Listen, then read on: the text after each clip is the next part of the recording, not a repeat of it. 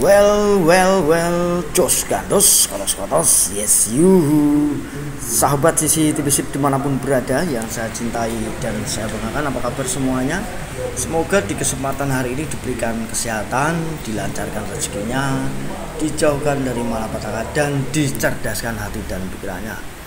Oke, di video kali ini kita akan membahas topik ya, ada informasi tentang Pi Network dari Satoshi Nakamoto yang kodenya S Nakotomo ya, S Nakotomo ini yang disinyalir agak mengarah ke Satoshi Nakamoto yang beneran gitu ya.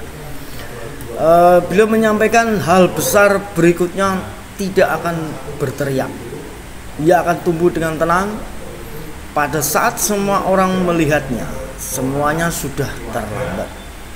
Fokus pada infrastruktur adopsi, kasus penggunaan nyata, bukan kebisingannya, melainkan sinyalnya.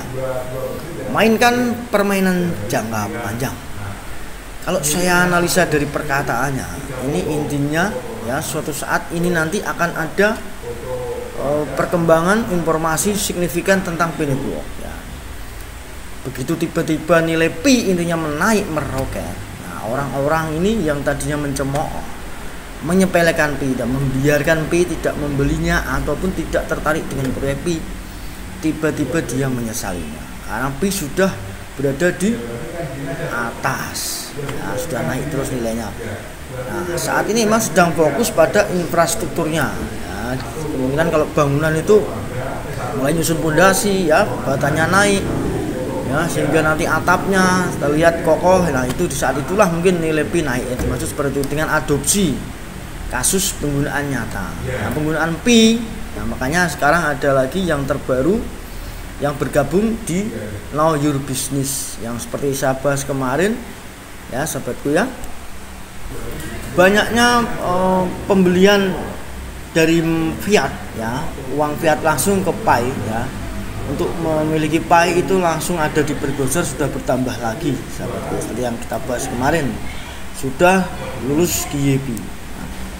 Kemudian di sini ada bukan kebisingannya, melainkan sinyalnya. Mainkan permainan jangka panjang. Ya, artinya memang harus sabar. Step by step ini tiba-tiba nanti ya, setelah pondasi kuat, infrastruktur kuat, ya adopsinya sudah semakin meluas. Nah, digunakan nyata real, tiba-tiba nanti dia naik ke atas gitu ya sobat ya. Dan orang-orang kedandapan. Apa ini kedandapan? Kaget, bingung, mau beli nilainya sudah tinggi, mau nggak mau dia juga harus beli. Kalau nggak ketinggalan zaman karena nilainya Pi akan semakin meroket. Yang kita bahas di video yang kemarin sahabatku yaitu TransFi. Nah, di sini sudah lulus GYP. Ini pembelian yang terbaik ya.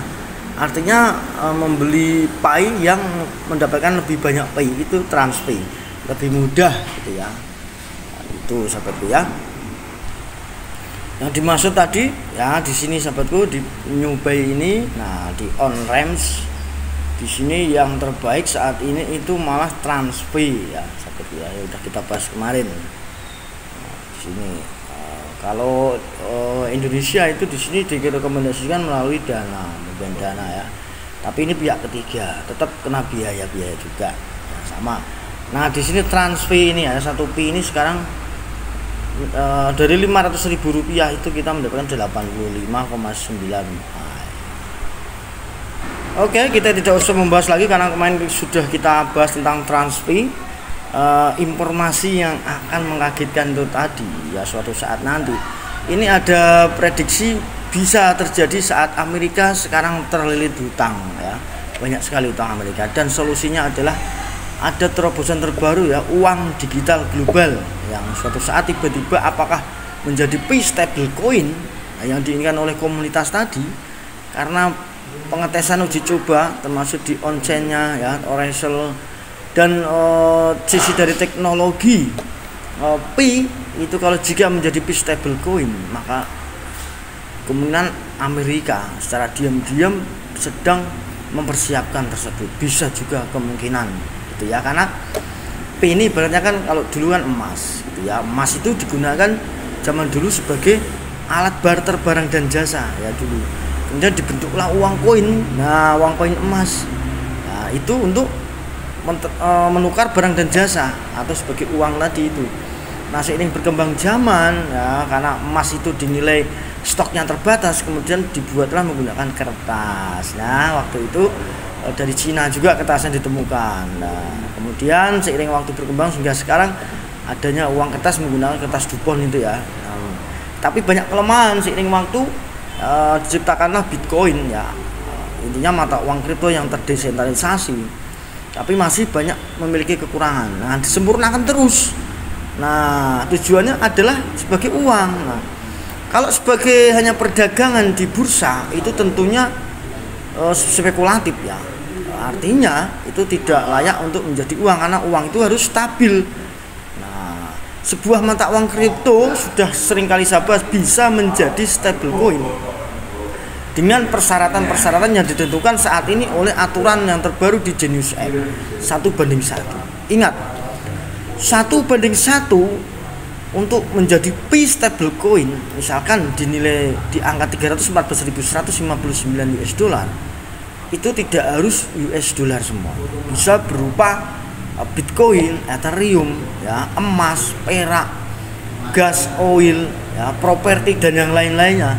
Jika suara dari Presiden Amerika Serikat dan parlemen Amerika Serikat serta Sekuritas Exchange Commission ya, kemudian The Fed dan lain-lainnya ini menyetujui tentang mata uang global digital yang baru ya, dengan nilai intrinsik nyata dari utilitas nyata fase barter barang dan jasa disetujui.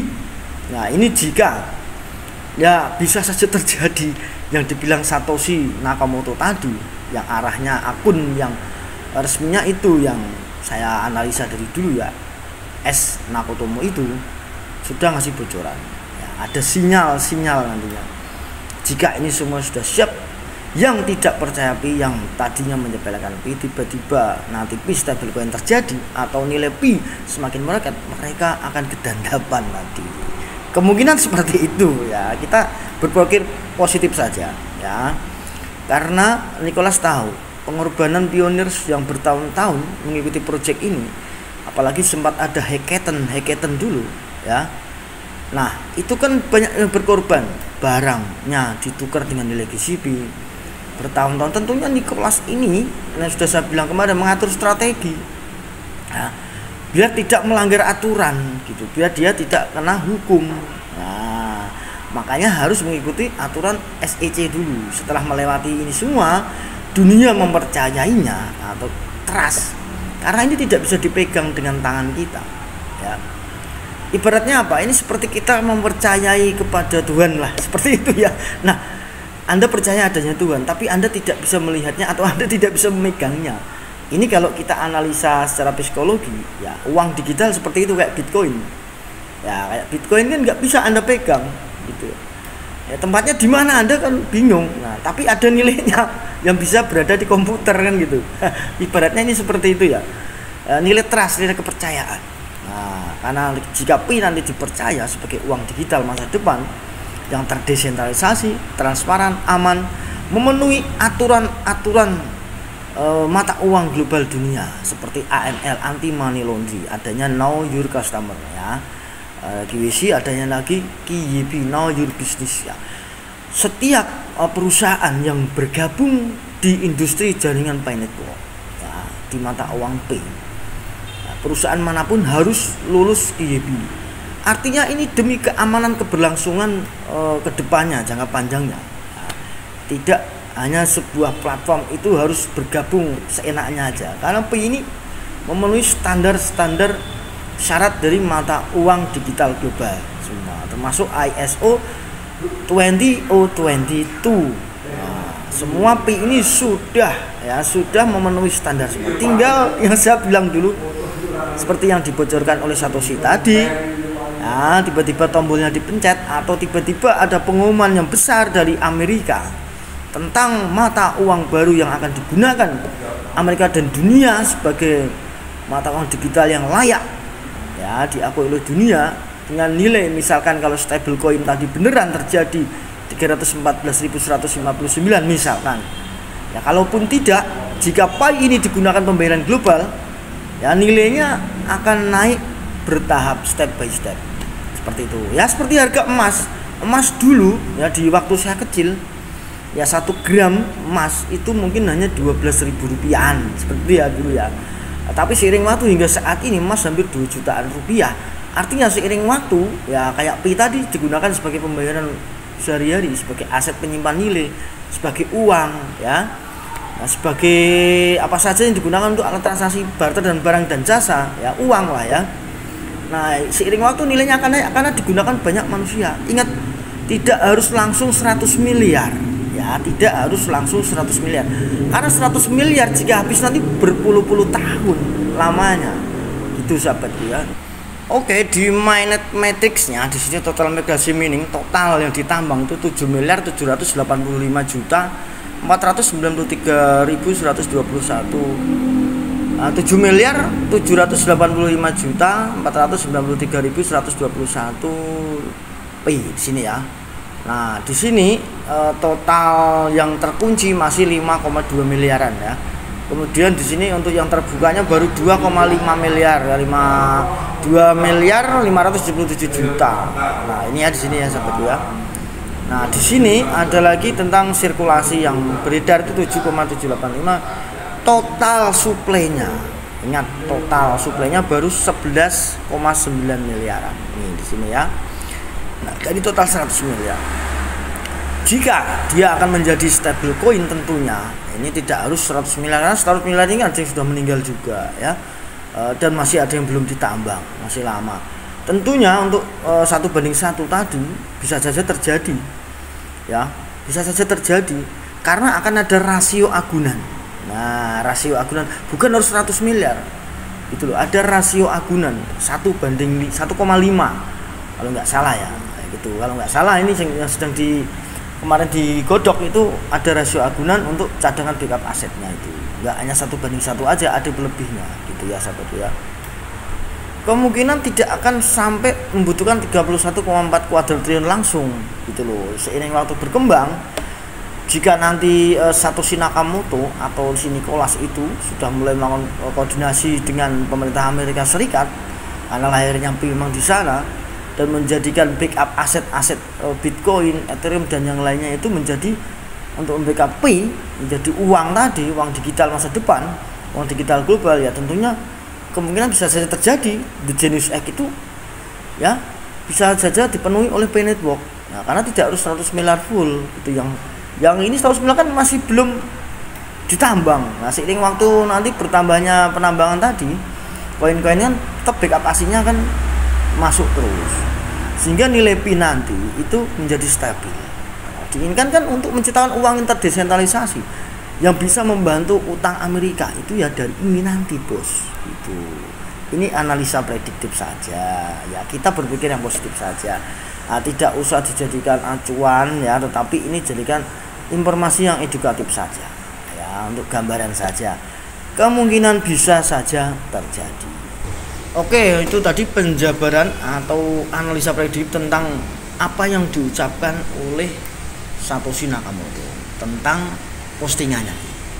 Tetap semangat, jangan pernah lemes atau loyo melihat nilai Pi yang di bursa. Ingat, Pi bukan untuk spekulasi, tetapi untuk aset jangka panjang. Sebagai uang tujuannya di masa jangka panjang ya, untuk anak kita, untuk cucu kita. Untuk kita pun semoga panjang umur dan bisa menikmati ya, syukur-syukur di akhir 2029 atau di 2030 Pi ini bisa wujud, bahkan sebelumnya tiba-tiba. Nah, ini dengan kata-kata ini tadi Satoshi Nakamoto ya, ada permainan jangka panjang tetapi tiba-tiba nanti akan yes itu. Tetap pegang erat Pi Anda, sabar ya, sabar, tetap semangat klip petirnya. Nah, dunia nanti suatu saat akan terpana ya, dengan perkembangan era keuangan ya, tentang uang dari zaman ke zaman akan mengalami perubahan. Sekian dulu video dari saya, semoga bermanfaat. Salam cerdas Indonesiaku, bye bye.